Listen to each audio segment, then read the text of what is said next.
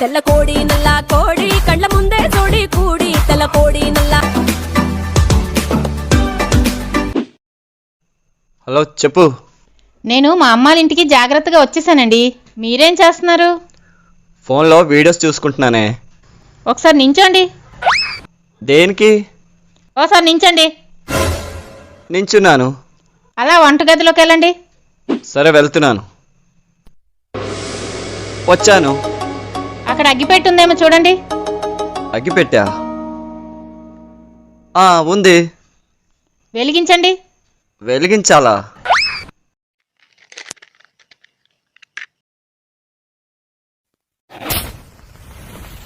వెలిగించాను.